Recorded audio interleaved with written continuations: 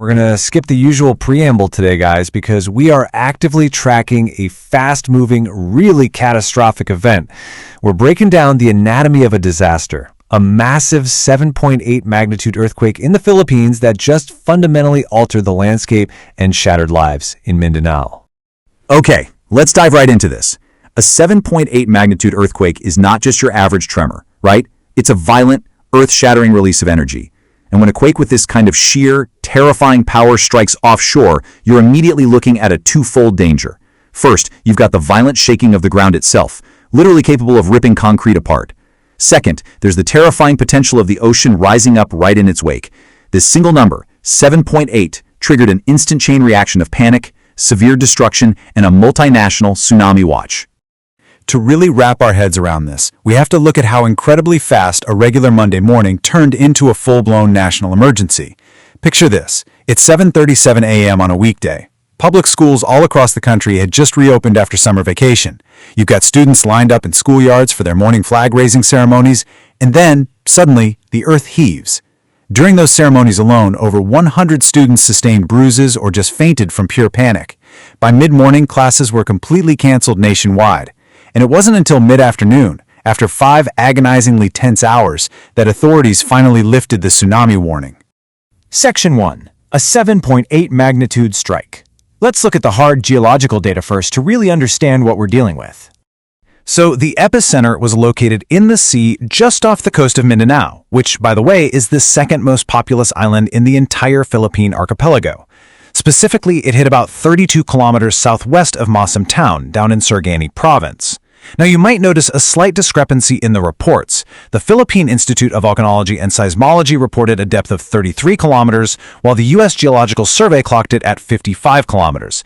Honestly, those kinds of variations are completely normal in the chaotic, immediate aftermath of a major quake, as different sensor networks scramble to compile their data. But here's what everyone absolutely agrees on. This is the strongest quake to strike the country this year. And the nightmare didn't just end there. The initial shock was followed by severe aftershocks reaching up to a massive 6.5 magnitude, which obviously makes any rescue efforts incredibly dangerous. Section 2. Casualties and immediate damage. Because behind all these massive geological measurements is a profound and heartbreaking human reality. The statistics coming out are grim and deeply tragic. We know that at least 32 people have lost their lives directly because of this earthquake. On top of that, over 200 individuals have been injured, mostly from being caught inside dams. These are families forever altered. These were people just starting their morning routines, heading off to work, or dropping their kids off at school.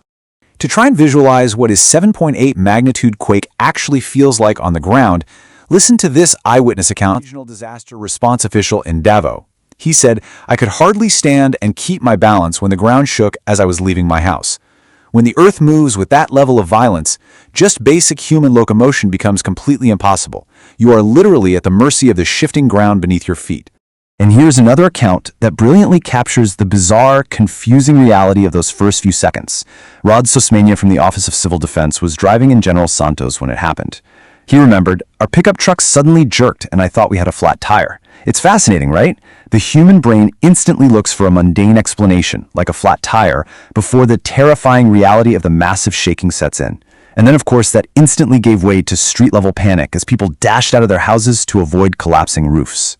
Now, we really need to talk about where this hit the hardest. General Santos isn't just some small dot on the map. It is a bustling port city home to over 700,000 people.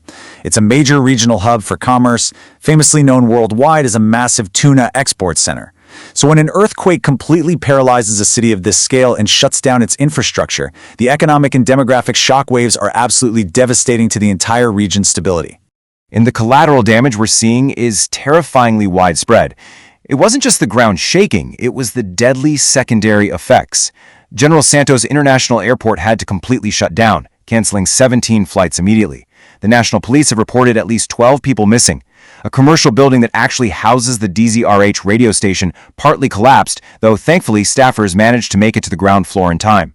Even worse, up in the mountainous town of Glen, the sheer force of the shaking triggered a massive landslide that buried houses, tragically killing 13 villagers.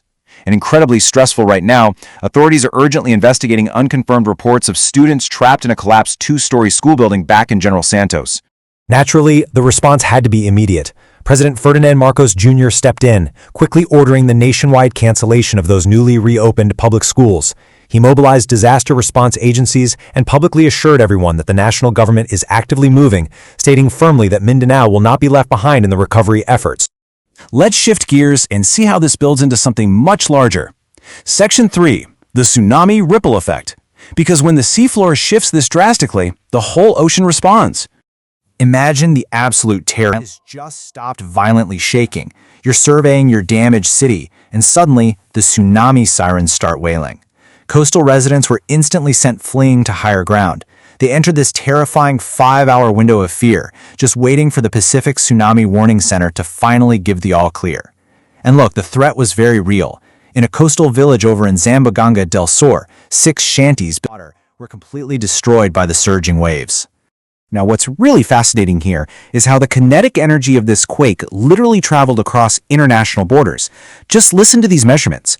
In Kiamba, right there in the Philippines, waves peaked at 1.4 meters. That is over 4.5 feet.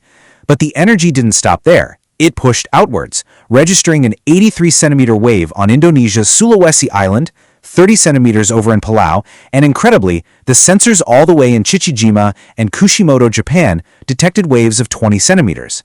And it wasn't just the water pushing outward. The seismic waves tore through the Earth's crust far beyond the Philippines.